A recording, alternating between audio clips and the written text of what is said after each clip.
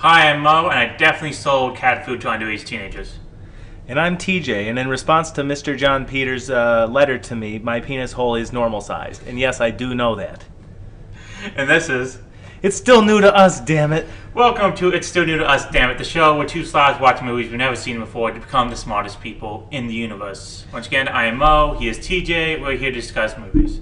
Yes. And in particular today, we'll be speaking about Licorice Pizza. Yes. It's still new to us, and it's still new to you, damn it. Yes, This is the first movie that we've seen in theaters for the show. Yeah, the newest movie we've seen. Because all the ones have been old, maybe...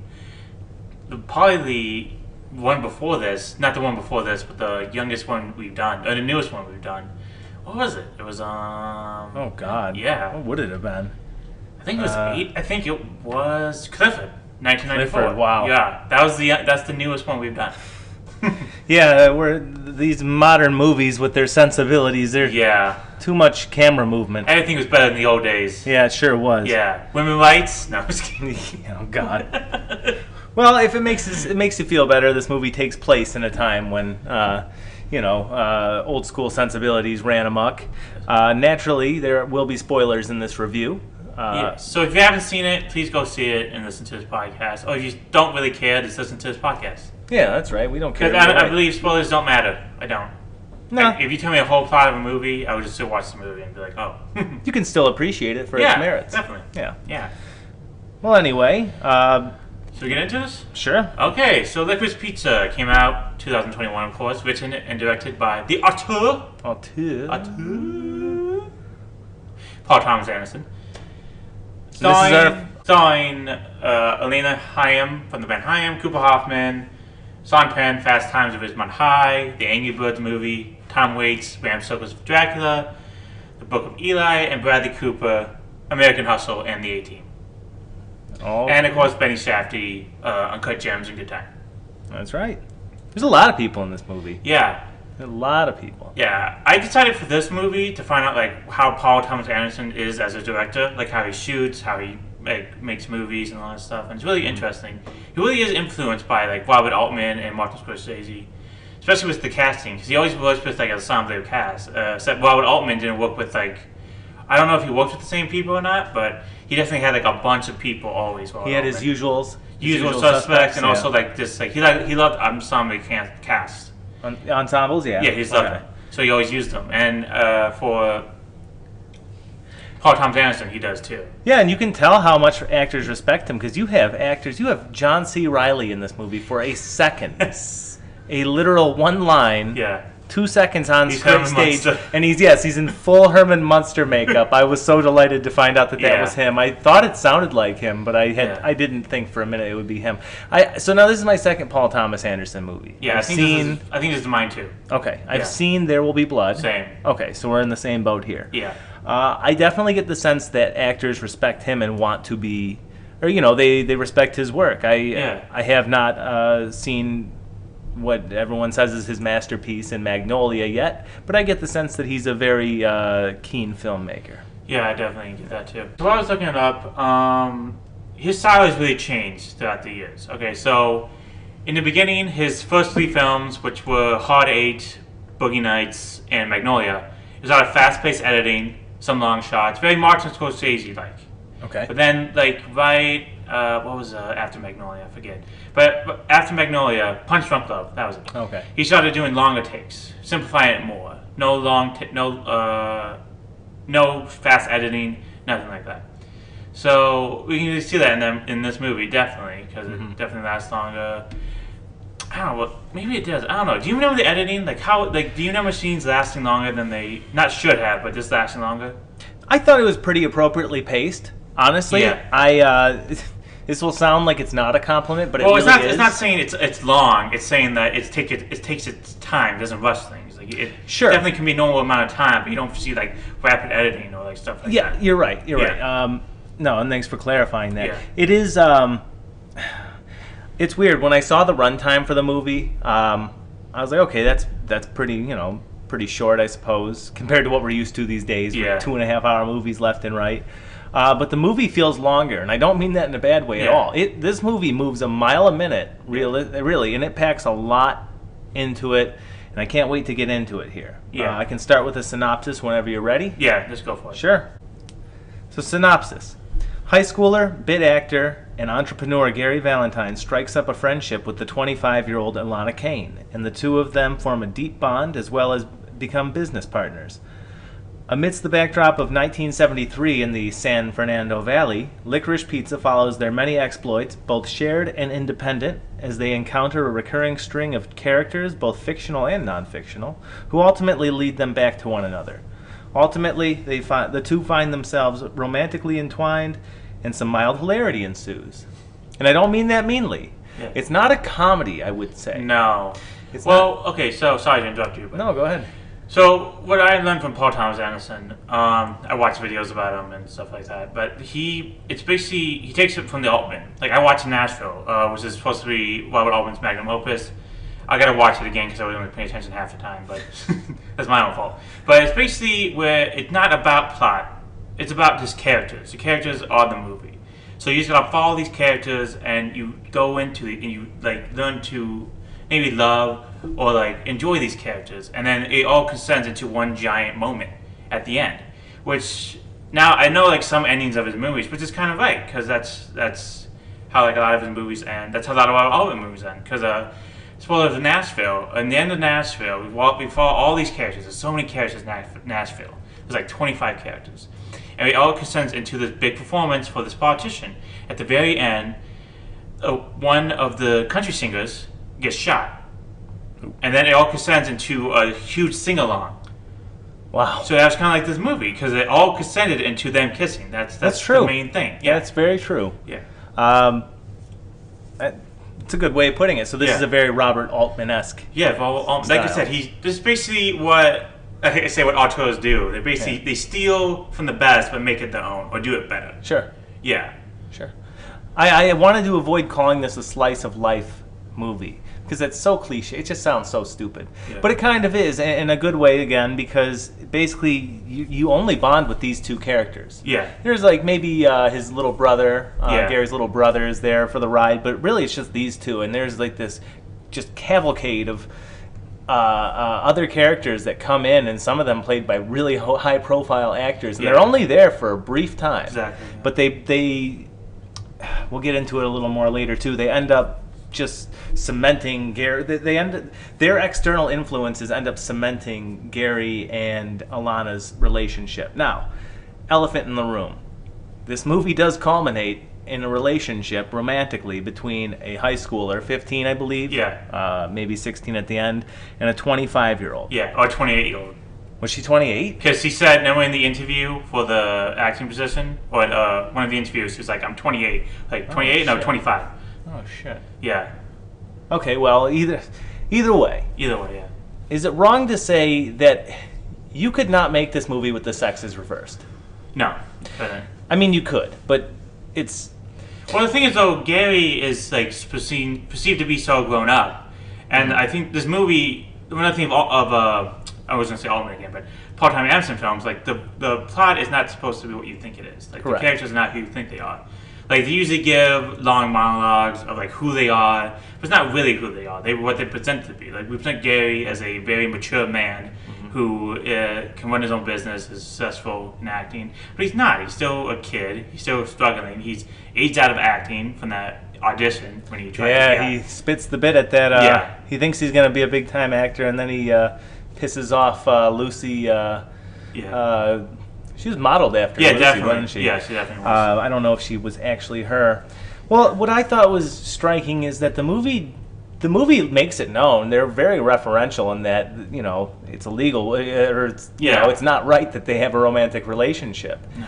And I think what's so interesting about the ending is you understand without condoning or feeling. Yeah, you understand why they love each other. Right. They've been through so much. I mean, both are just trying to find out what they want. Yes. Elena is just trying to find out her life. That's why she not hooked up with Gary, but came along with Gary and his gang to find money and to find a purpose. But then she found out Gary is just a kid still. Like if she really wants to grow up, she has to. That's why she joins the political party, a political campaign. Yeah. Of Benny Shafty. Yes. Yeah. I mean, there's a couple instances. First, she tries to become an actress, and when she realizes how superficial the people in that industry are, she and Gary end up, coming back together and being business partners. Then she goes and works for Joel Wax, who's actually a real politician. Yeah, that's what I found that out too. That's what I found that out later. After all, was he actually gay? Yes, and he was a big champion for gay rights at that time. I believe he was closeted at that time. Yeah, because in the scene we're talking about, Alana has to go to a restaurant to meet with Joel Wax. He thinks they're gonna begin dating or something like that, but then he finds out he is gay. And maybe that's also, I didn't figure that out till now. Maybe that's also superficial. That yes, he is. Yeah, Benny Safdie's character, Lou. What's his name? Joel Wax. Joel Wax is faking and not being himself. Yeah, he's a smooth talking politician, and there's this whole media buzz around him. Why aren't you dating? You're the most eligible bachelor. Yeah. And when he invites her out for drinks, remember too, she was like flirtatious with that one other campaign worker, and then she gets the call from him to meet him for a drink. And when she goes, it turns out, oh, I'm just here to be his lover's beard and take him home. It's powerful stuff because, like, even then, you don't hate you don't hate Wax. Like, he comes off as like you feel terrible for his lover there because he gets, he's just so heartbroken. But at the same time, 1973, being a politician, you're walking on a tightrope. It's just, it's it probably wasn't as acceptable as it is now. Is that fair to say? Yeah. I think that's fair to say. Yeah, that's fair to say. I mean, Harvey Milk. Yeah. I think it was 1978. I mean, it was a few years later, but still. And it didn't work out well for him. Yeah, unfortunately. Yeah. But before we get too ahead of ourselves, I mean, this is going to sound like such rambling, but that's kind of almost what this movie is. It just is.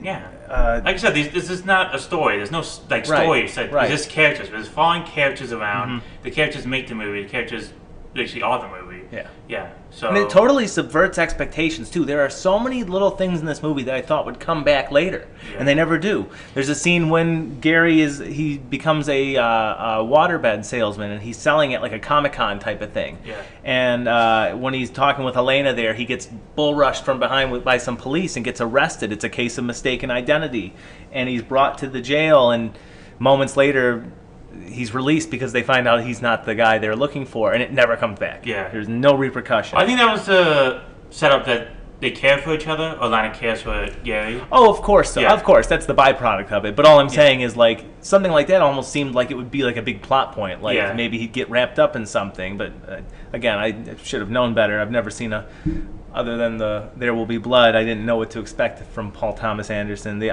auteur. Yeah.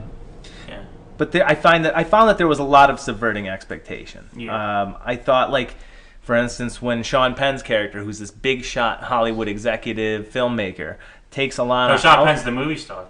So, he was the movie star. Yeah. Okay, I thought he was also branched out into directing. No, he was supposed to be Holden Caulfield, I think. I think he was supposed to represent him. Okay, so that makes sense then.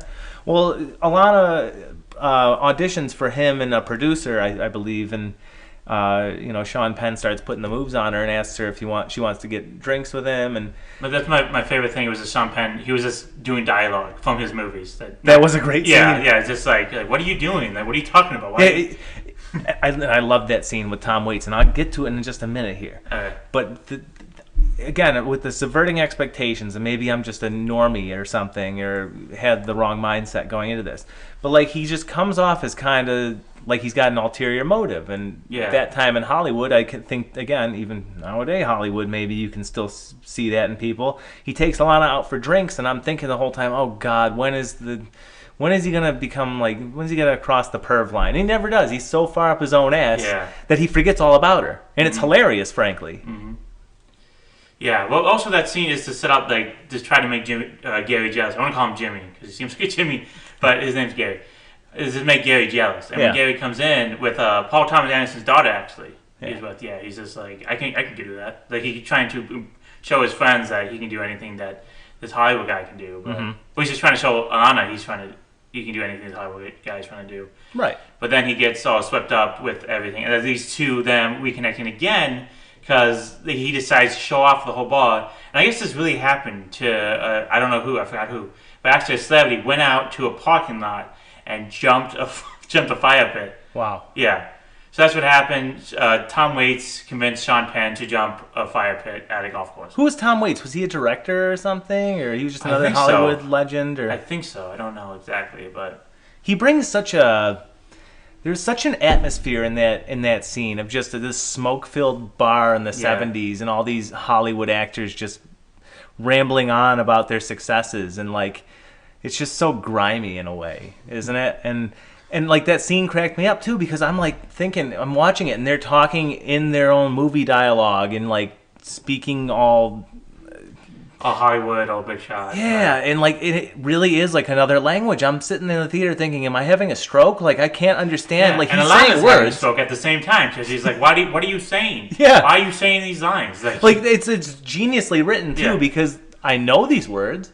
I know what they mean individually, but I have no idea what he's saying. Yeah. And it was clever. I thought that was a very clever scene, especially juxtaposed right after with the scene of the backdrop of the oil crisis from that time, because I feel like that just showed how out of touch these people are. Yeah, and also how out of touch Gary is, because he doesn't know what's going on. Yeah, very true. He doesn't realize that he can't sell his waterbeds anymore because it's made of. I didn't even know they Velcro or whatever vinyl was made out of oil until then. I didn't either. Yeah. So now they have to do something else, and that's when Alana wants to move on from him. Do something important. Yeah.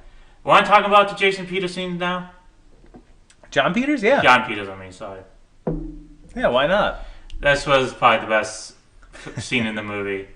Yes, so we have Bradley Cooper playing Hollywood producing legend and hairstylist John Peters. Yeah. Former, were they married, Barbra Streisand? I think so. I think they were married and divorced.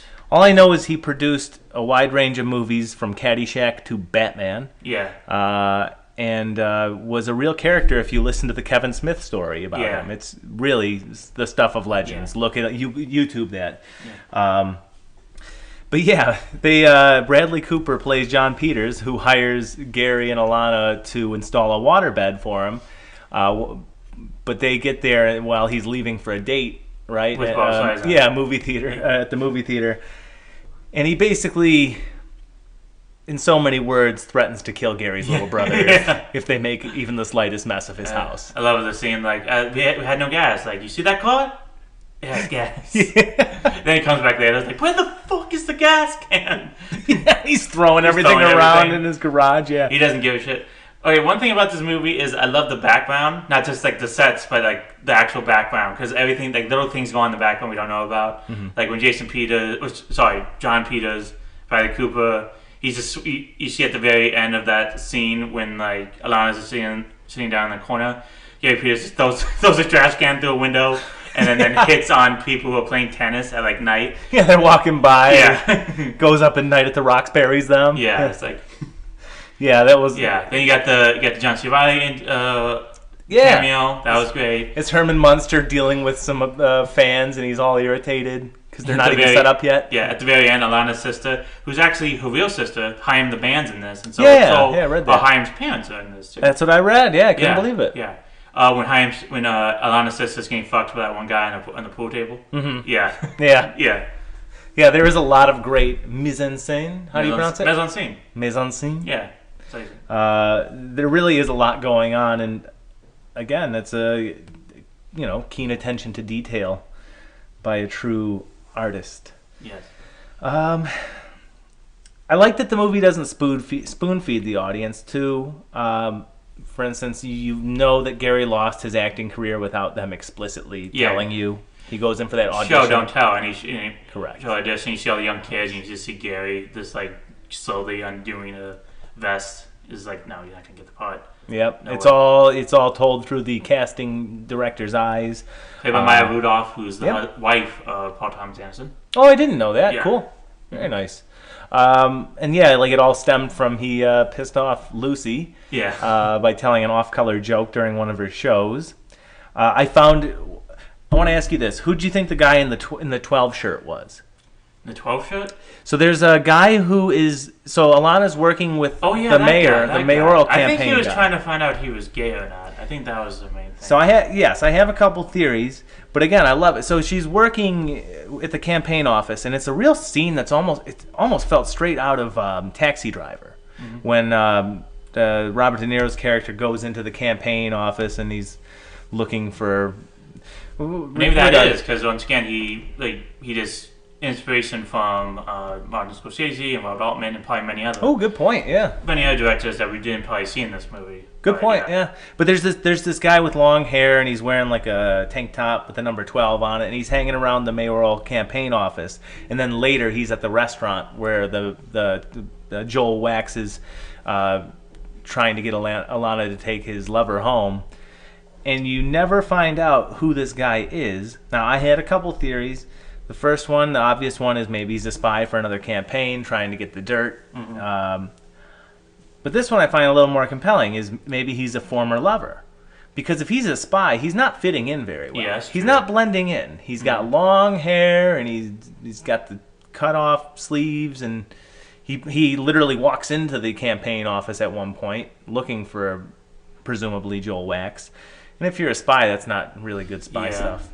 But I thought that was interesting too, because again, that's another thing that you almost expect to pay off, and it doesn't. I expect him to like attack Joel or something like that. Right, I was like, happens. Were you thinking that too when they're in the restaurant? I thought like, something's gonna happen now. Yeah, and I was like, too. No, nothing happened. Man, we got duped. Like a couple of idiots. God. Yeah. So stupid. Anyway. And also, even the biggest unanswered question: did John Peters get his gas? I don't think so. I love John Peters. I love Bradley Cooper in this movie. He was so great. Too. He just played his role perfectly. He just needed to be in one scene, in like 2 or 3 scenes, and he played. That truck scene, actually, Alana was driving the truck the whole time. That was unbelievable. That was great. That was unbelievable. I didn't expect action. Well, even it's the smallest action, but it's really intense because you see him going straight down this hill with like full speed. Yeah, in a 16-wheeler or whatever the hell it was. Yeah, 16-wheeler, no gas, and you're just going down the hill, and like they did it. In reverse, yes. Yeah. That was incredible. And she did that herself. Yeah, I believe so. Wow. I believe she was in the car, at least. I don't know, at least when we see her, she's actually in the car. I don't know about I didn't really like I wanted the whole scene to be like this, you see them. But unfortunately, they had to do the shots that shows the truck going down the hill. Mm-hmm. So I understand why they did that, but I feel like it took away a little bit of suspense. Because really, like, the truck's going fast, but when you see it, I don't see it going that fast. So I get what you mean. Yeah. I understand why they did it. They had to show, like, well, they're going to hit something or, like, something like that. Yeah, but that's a small nitpick, but yeah. But again, like, for him to take something that's really so, I don't want to say mundane, but to make that an action beat, like it actually feels like one. There's no intense music. In fact, I believe there was none at all. Yeah, this is like the opposite of that. What movie had no music that we complained about a lot? Oh, Porky's. Yeah. That's the opposite. This movie had music, but you used it sparingly and in the right moments, and use it correctly when it needs to. Like when Mars played by David Bowie, like that. Peace Frog by the Doors played. Yep. That was a great scene. It was when they're that was when they're dealing with the water beds in the truck, right? Yeah. Okay, so let's get on to the actors of this movie. How did you think of our 2 leads? I thought they were great. Yeah. I mean, what can you say? This is Cooper Hoffman's first film ever. And is it bad that he kept reminding me, it probably was just the hair, but he kept reminding me of Michael Gandolfini in The Many Saints of Newark, and I could not stop thinking of the connection. Well, they had the same hair, similar styles because they took place in similar time periods, and they're both the sons of like really great actors who died too young. Yeah. But that was really off topic, and I'm sorry that I made our listeners dumber for saying that. But they were great. I mean, they felt just so real. Yeah, Cooper Hoffman really did feel like a young adult. Like he did. Yeah. He was very charming. Very charming. He knew how to get stuff. He did act like a 40-year-old man who had connections. Yeah. Everywhere. Absolutely. At first, I thought he was bluffing because I didn't know anything about the movie going in. Yeah. I thought he was just bluffing about being an actor just because he was trying to put the moves on Alana. But no, yeah, he shows that charisma and that maturity, but he also does have little bits of immaturity that remind you of his age, like when he makes that joke on TV about beavers. I did 3 beavers. Yeah. Oh, leave it to Beaver? No. And he sits there laughing. He's so amused by himself, and nobody laughs. Exactly. And when he hits the Lucy character with the pillow, that really pissed her off. Yeah. Yeah. But even then, he doesn't like feel sorry for himself when he loses out on acting. I liked seeing him as an entrepreneur. Well, actually, I don't think he has a single mom, right? His dad's like I forget what he said about his dad, but he basically lives with his mom and his brother. He's just trying to make extra money. So that's why he sells waterbeds. That's why he started pinball. Mm-hmm. Which also I found out pinball was illegal in California. So weird. I don't know why. Until the 70s. That's so 70s. Weird. From what I read, it was because they I don't know, they thought that it was legalized gambling or something. I don't know. I didn't know pinball machines paid out money. Maybe they did back in the day. Yeah. But that was something. I learned a lot of interesting stuff from this movie, Definitely. Frankly. Yeah. Alana Haim was great. Yeah, she played a role perfectly as a very emotional, this mid-20s, like now, where I am now. Just like you don't know what you're doing, you don't know what you want to do, but you're just trying to figure it out, and you make mistakes along the way, and then you finally found it. Right. Yeah. You're in that awkward stage of Arrested Development where you're almost between, some of your peers probably have gone off and been super successful, and, you're still living with your parents, and there's, at the time you feel embarrassed by it, but it's just part of growing up and realizing there's nothing wrong with it. I like her family in this movie. Yeah. They're so tight-knit, but also, like, confrontational in, like, that family way.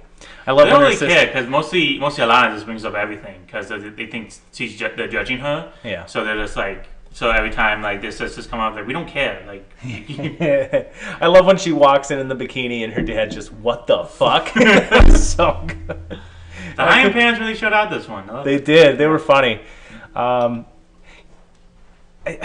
They were both just so endearing in their own way. And another thing I found was a great choice, and I'm sure it was intentional, is they don't look super polished. No. You can see clearly razor bumps on Gary's neck. Yeah. And you can see scenes where Alana isn't wearing makeup. It's not like a movie where you see like professional models everywhere. You see kids that are like from age of like, I don't know, 12 to 17. And it's in the service of the movie though. Yeah. It makes it better. This movie feels so real, doesn't it? I mean...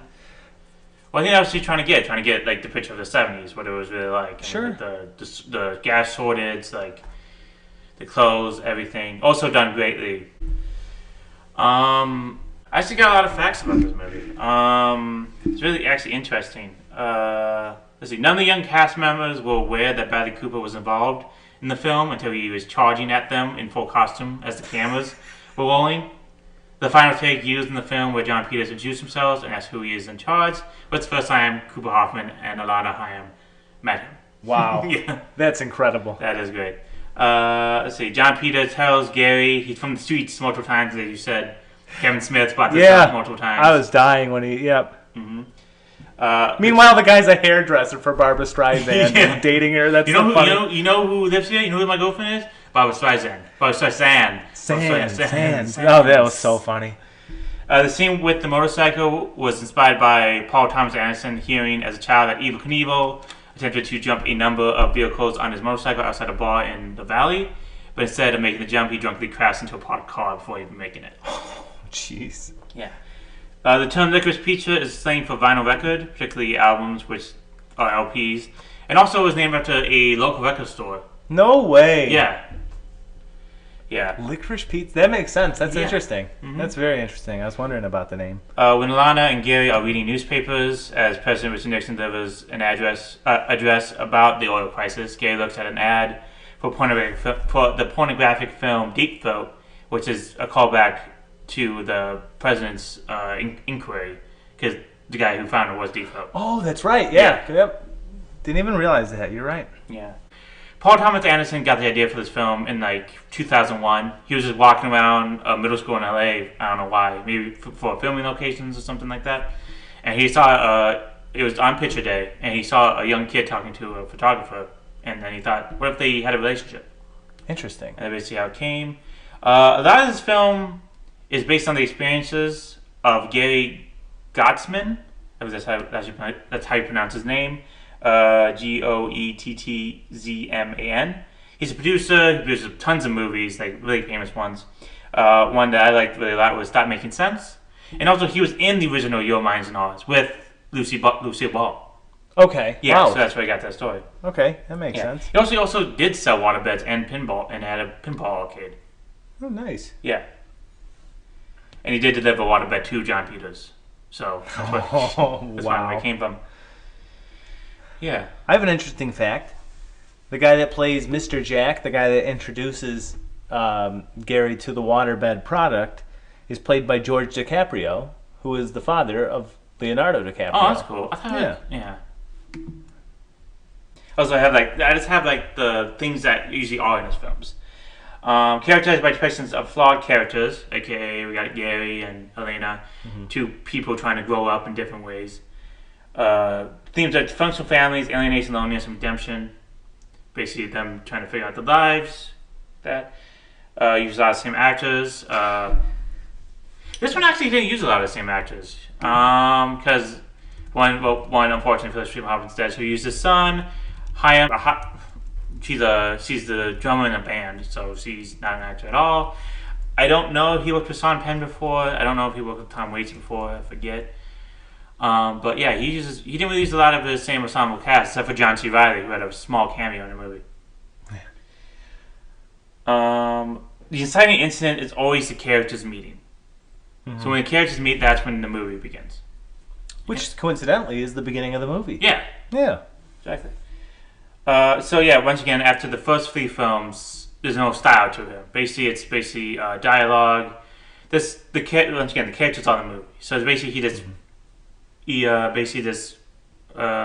camera goes on and he basically just let the characters roll, and that's what he does.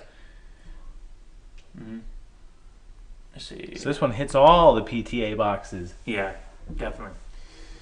I guess is that all we have to say about the movie? I guess that is. We've been recording a while, yeah. Yeah, we've been recording a while.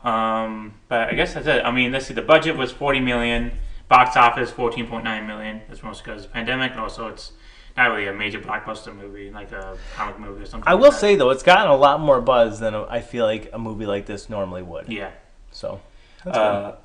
Rotten Tomatoes score, critics score 91%. I know that doesn't matter, but an audience score was 68%. So I'm not surprised. Yeah, it's not something that the mainstream moviegoer would enjoy. Only very intelligent people like us. Yeah, definitely. But seriously though, I mean, it is. We saw it with my girlfriend, who usually falls asleep during movies. She loved it so much that she went to see it again. Really? Yes. That's really surprising. Yes, she loved it. And if it hadn't been at like a 10:20 show, I would have gone with her. Nah. She just went by herself. I was like, oh, okay. Yeah. No, but she loved it. She said it was one of her favorite movies that she'd ever seen. Wow. So I was happy about that. Yeah. But what are your final thoughts on this? Final thoughts on this movie is that I think I read the Robert Ebert review of this, and I think I agree with him a lot. Like, this is exactly how Paul Thomas Anderson movie is. You just follow characters along, you begin to enjoy and love these characters, and then when the crescendos, you just feel a little bit of joy that it happened. And that's what I felt about this movie. At first I don't know, maybe I was a little not bored, but I wasn't really interested in that much. And then the movie went on, and then I became more invested, and then boom, the joy just happened, and then the movie ended. And I was really confused. I was trying to think, how did I think about this movie? And then I began to read and watch videos, and that's how I felt. That's exactly how I felt. And I think this movie is a good movie. It's well acted, great directing, great characters. So I would give it, if I had to give it a rating, 3.5 stars out of 5. Out of 4, I should say, because scale it on 4 always. Yeah. I want to give it a perfect 4 because I'm not. Fuck it, 4. It's 4 stars. There you go. 4 stars. Go all the way. It's really great. Please go watch it. And what are your thoughts? Well, I definitely thoroughly enjoyed it. It was one of those movies where, and I don't fully know how to explain it, but as I'm sitting watching, I'm just thinking, what is this movie? Yeah. It's one of those where it's I wasn't sure, I didn't have any expectations going in, and even during it, I'm like, do I really like this? And then it struck me when I left the theater and I was driving home, and all I did was sit in my car in silence thinking about this movie, and I'm like, I really did enjoy this movie. Me too. It's one of those movies I could not stop thinking about the next several days. Yeah. It's not the dopamine rush that moviegoers are so used to now with the Marvel movies. Like a slow drip. Yes, it is. Exactly. Yeah. It's a pleasant, slow drip. And I really can't complain about anything about it. You grow to enjoy these characters, and it's just fun to see what happens to them and who they interact with along the way. There's no real consequences, per se. It is just seeing them in their in this pivotal moment in their life. And as far as their relationship goes, no, I don't condone the romantic relationship.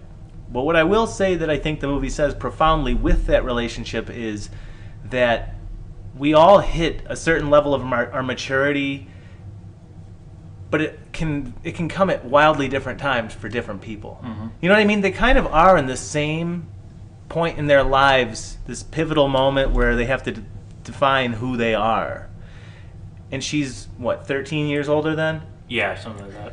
And I think that the movie almost just says, hey, that's all right. Like, the relationship on face value, maybe not, but that's looking at it too short-sightedly. Well, I think that's what the movie's about. The movie's not also just about the relationship. It's also about this growing up. Yes. It's probably what Paul Thomas Anderson does in his films. He basically sways you another way. You think the movie's going to be about one thing, then it's about another thing. Right. And I'm not trying to straw man, though, but I did read a couple of reviews of people saying, this was a good movie until they kissed. And it was like, their problem with the movie was this relationship becoming romantic. And again, I can see why you take issue with that at face value, but that's not the movie. That's not the whole movie. Yeah. You know what I mean? It's the culmination of things. But man, what a fun ride. Yeah, it was. It really was a fun ride. Mm-hmm. Yeah. Well, let's get into my Red Button's MVP. Red Button's MVP time, people. And I think it's obvious. John C. Reilly. No, it's not John C. Reilly. He was great. I think even all the acting was great and everything, but I think the one thing that stuck out was Bradley Cooper as John Peters. Yes. He's the Red Button's MVP of this movie. Yes, he is. Because even for the short amount of time he's in it, he just steals the whole scene. Oh, you can't take your eyes off him. And frankly, I got on edge when I saw it. Anytime I'd see him, when they flood his house, filling up the waterbed, I'm like, oh my god, he's gonna kick their ass. Yeah. But no, I love that there's no consequences to any of it. I think that's the funniest part. He just goes along with them, like, give me that. He gets to the gas station and he pulls up next to someone who's filling up their gas, and he like slams them against their car. He's just such an unhinged maniac. It's so funny. Oh, seriously, listeners, if you haven't seen this Kevin Smith tell his story about working with John Peters on Superman Lives, for the love of God, go watch it. Yeah. Okay, well then I guess we should pick our next movie, TJ. Sounds great. Okay, so Licorice Pizza is done, so let's see what is next. And the next movie is The Fisher King. The Fisher King. Oh yes. Boy. I'm looking forward to this. I cannot wait. I've been waiting to see this movie for a while. Me too. Like, even before we even chose this. I keep on watching the trailer sometimes and just so excited to see Robin Williams. And same here. And Jeff Bridges. Two of my favorites. Oh man, it's going to be so great. I'm very excited. Well, I guess that's it. Well, I'm Mo, and I sell empty beer bottles to underage kids. And I'm TJ, and please, Mr. John Peters, if you're listening, do not strangle my brother in front of me. I did not make a mess in your house. Okay, let's have Robert Mitchum play us out. Bye, everybody.